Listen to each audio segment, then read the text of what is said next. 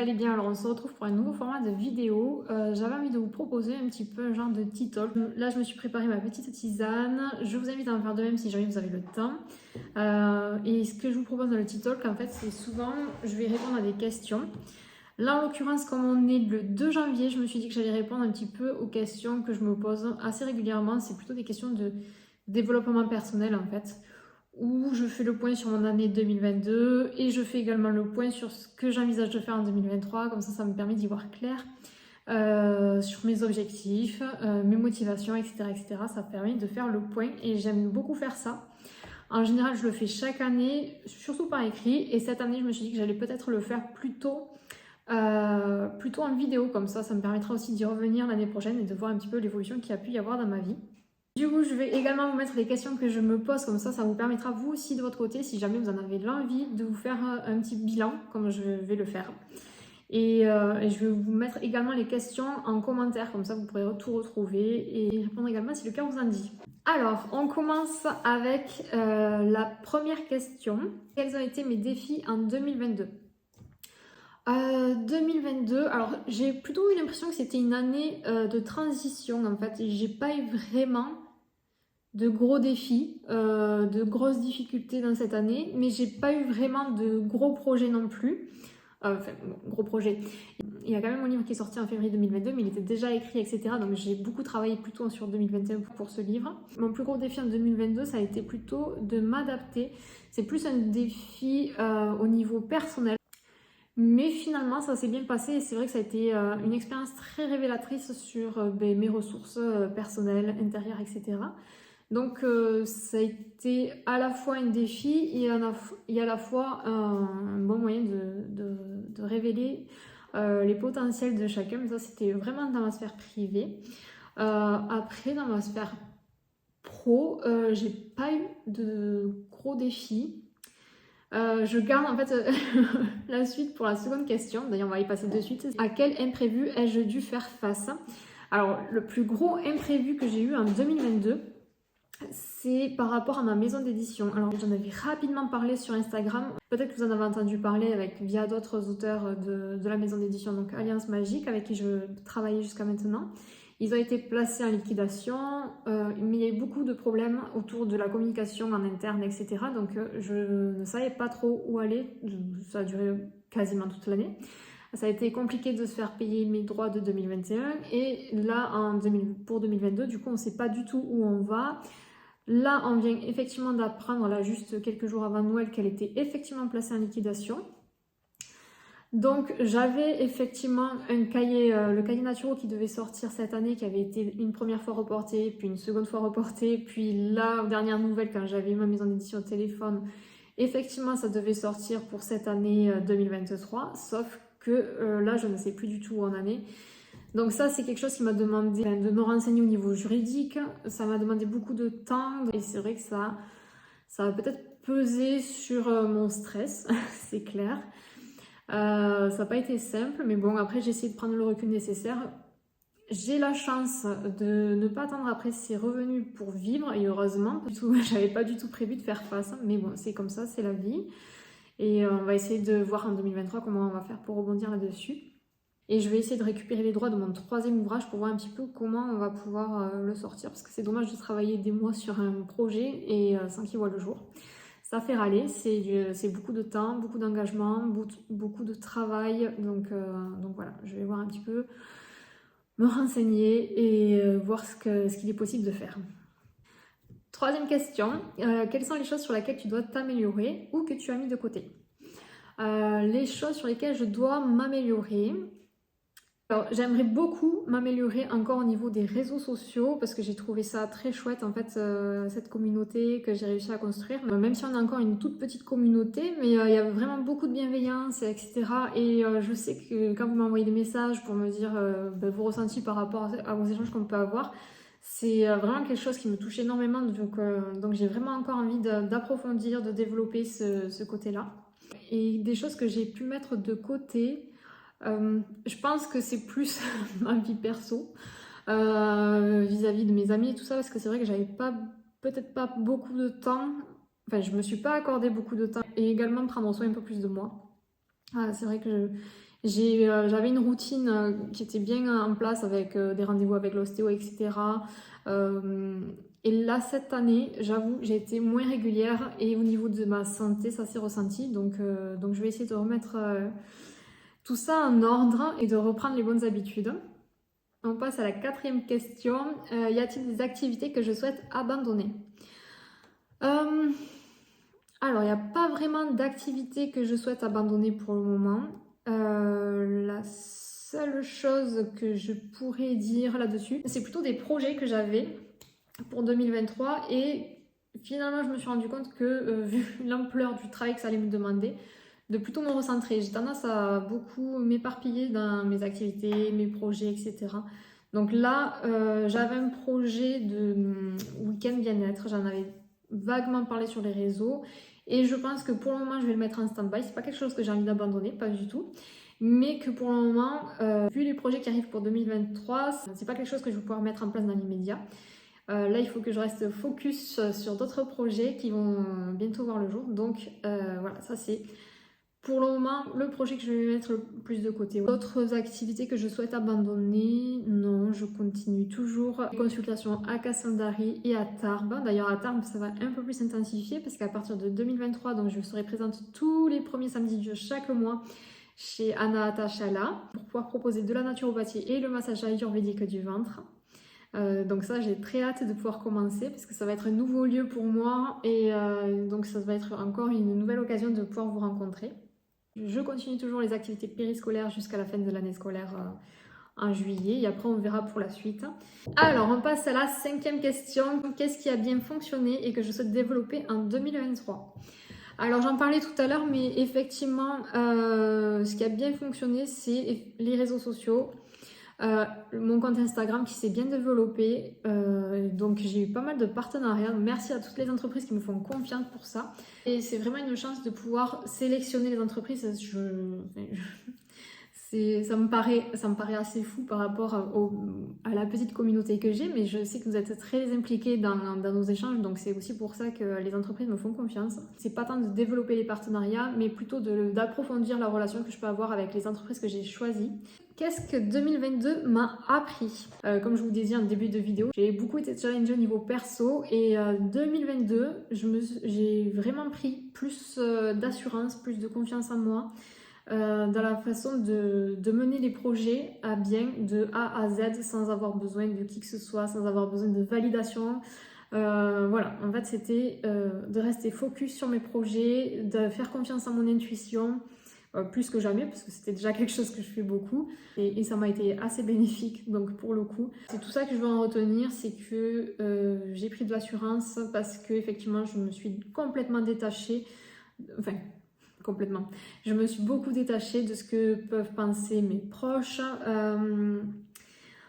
Voilà, de ne pas attendre la validation des autres, même si c'est de la part de mes proches en fait, parce que chacun rejette sur l'autre ses propres peurs. Donc des fois, c'est des peurs qui ne m'appartiennent pas forcément, mais qui du coup peuvent apporter un doute. Là, cette année, j'ai voulu rester très focus sur mes objectifs, très ancrée, très centrée sur moi-même, etc. pour aller au bout de mes projets. En tout cas, c'est ce que j'ai envie de retenir de 2022. Donc, gagner en assurance, rester centré sur soi, suivre son intuition. Ensuite, septième question, qu'est-ce qui t'a rendue la plus heureuse en 2022? En 2022, ce qui m'a apporté le plus de joie, je pense que c'est tous les voyages que j'ai pu faire. Alors, j'ai pas bougé à l'autre bout du monde, hein, qu'on soit clair. Mais c'est vrai que j'ai eu beaucoup d'occasions de voyager dans le sens où je suis partie à la Drôme, justement avec les laboratoires La Drôme. Donc ça, c'était vraiment une très chouette expérience en tant qu'ambassadrice du laboratoire La Drôme. Donc j'ai pu partir sur place tout un week-end, rencontrer des filles que j'adore, que je suivais déjà sur les réseaux sociaux et du coup on a pu passer du virtuel au réel. Donc ça, c'était vraiment chouette. Je suis également partie à Biarritz pendant une semaine. J'ai également bougé sur Paris à l'occasion de l'ouverture du centre Ocaran. Donc ça, c'était très chouette aussi comme expérience. Et je suis allée également passer une semaine à Londres. 2022, ça a été l'année où on a repris un petit peu plus les voyages et tout ça parce qu'avec la période Covid, on avait beaucoup moins bougé et là, ça m'a fait très plaisir de pouvoir voyager un peu plus. Du coup, je continue parce que la septième question, donc il y avait également qu'est-ce qui t'a rendu la plus heureuse et pourquoi es-tu la plus reconnaissante? Alors, ouais, ma gratitude de 2022, ça serait d'avoir ces occasions de pouvoir rencontrer du monde. Je pense que vous imaginez pas le plaisir que j'ai à pouvoir vous rencontrer, échanger avec vous. Ça me paraît tellement fou de passer comme ça de personnes qui peuvent me suivre et de les rencontrer en vrai. Et ça me fait toujours quelque chose, beaucoup d'émotions. Et ben voilà, je repense à toutes les personnes que j'ai pu croiser sur ma route et tout, et les liens qu'on a pu tisser. Pour moi, c'est vraiment magique et puis ça fait partie en fait des points les plus positifs de tout ça. Je suis très reconnaissante. Huitième question. Quel est ton rêve le plus ambitieux pour 2023? Alors, c'est un projet sur lequel je travaille depuis, alors que je réfléchisse, c'était août 2022. C'est en train de se concrétiser, mais ce n'est pas encore. Du coup, je veux pas. En fait, c'est pas que je veuille teaser ou faire des secrets, etc. Mais je veux pas me porter la poisse en fait. Donc, j'ose pas trop en parler. Mais effectivement, donc c'est un projet qui devrait voir le jour cette année et qui va me demander énormément de mon temps. C'est un projet qui demande beaucoup d'investissement en termes d'argent, enfin, voilà, sur vraiment un investissement sur tous les plans. Ça me demande beaucoup de travail aussi administratif. Et l'administratif et moi, vraiment, ça fait deux. Du coup, c'est quelque chose qui va me prendre beaucoup de mon temps, mais en même temps c'est un projet qui me nourrit mais tellement, donc j'ai hâte de pouvoir vous en parler. J'attends que les choses soient un peu plus concrètes. Je vous en parlerai très vite parce que je pense que je ferai des vidéos très spécifiques sur ça, sur cette chaîne, et j'en parlerai également sur Instagram et Facebook pour vous tenir au courant parce que vous êtes également les premiers concernés par ce projet. Neuvième question. Quelles sont les habitudes que j'aimerais adopter pour cette nouvelle année? Alors, pour cette nouvelle année, j'ai pas l'habitude de prendre des résolutions, comme je le disais tout à l'heure. J'aime pas trop avoir cet esprit très... il faut que je fasse attention à ci, il faut que je fasse ça. J'aime bien prendre des choses un peu plus cool. Par contre, effectivement, ça fait très cliché de dire ça, mais je vais reprendre le sport. Je fais déjà 1 heure de yoga en cours par semaine. J'ai décidé de me mettre un peu plus au sport. Un prof de yoga m'a convaincue à prendre 1 heure de cours de plus, faire du renfort musculaire, tout simplement. Au début, j'étais pas forcément motivée, mais je me suis dit que ça pouvait être une bonne chose parce que au niveau de ma santé mentale, je sens que là, la fin d'année a été compliquée et que le sport, c'est le seul moment où réellement j'arrive à complètement lâcher le mental et ça me fait du bien. Donc je me dis qu'1 heure de plus par semaine, ça peut être que bénéfique. Et au niveau physique, parce que j'ai senti que l'endométriose, là, j'ai senti que ça revenait de plus belle, pour être honnête. Et je pense que un peu plus de sport, de mouvement, ça peut effectivement m'aider. Ça m'a toujours aidé. Donc voilà, je me suis convaincue de prendre 1 heure supplémentaire. Donc voilà, ça me fera 2 heures de sport par semaine. Vraiment en cours. Et après, je continue de marcher. Ça, je le fais déjà. Donc ça, c'est acté. Et je suis très contente aussi parce que j'ai un nouveau partenariat avec Camps Yoga. C'est une plateforme en ligne de cours de yoga et du coup je vais pouvoir me mettre à la maison. Et ça c'est quelque chose que je cherchais parce qu'à la maison j'ai beaucoup de mal à m'y tenir. Je ne sais pas comment faire, quel enchaînement faire alors que je connais, hein, ça fait des années que j'en fais mais j'ai du mal à me discipliner, faire quelques mouvements et puis après je vais dire allez c'est bon. Donc là maintenant j'espère qu'avec les cours de yoga via Camps Yoga je vais pouvoir en faire aussi à la maison parce que des fois voilà, ça va me faire du bien de me détendre et de lâcher un petit peu. Je vais essayer d'inclure ça dans ma routine et je vous le partagerai également parce que ça peut peut-être vous intéresser de voir un petit peu ma routine sport, activité physique. Et sachant que c'était quelque chose que je faisais avant le confinement et qui me faisait énormément de bien et que finalement je n'ai pas repris à la suite, à la reprise. Donc là vraiment c'est l'objectif de cette rentrée. Après je me mets pas la pression, c'est vraiment la seule chose que je voudrais faire.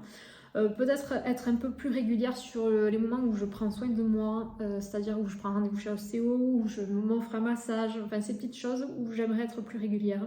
Je sais que ça contribue beaucoup à ma santé mentale et peut-être même travailler un peu plus sur ma santé mentale parce qu'effectivement, ces derniers mois, j'ai été très stressée. Je me suis payé une grosse crise d'eczéma que ça faisait des années que je n'avais plus eu. Donc, je me dis que ça peut être bénéfique. On donne toujours des bons conseils aux gens. Enfin, je pense donner toujours de bons conseils aux personnes, mais je ne les applique pas forcément moi-même. Donc voilà, on arrive à la dernière question. C'est la numéro 10. On nous demande cite une phrase ou un mot pour te motiver en 2023. Et moi j'ai entendu une citation qui m'avait tellement inspirée et je l'ai notée, je l'ai même notée dans mon cahier, je montre ça tout de suite.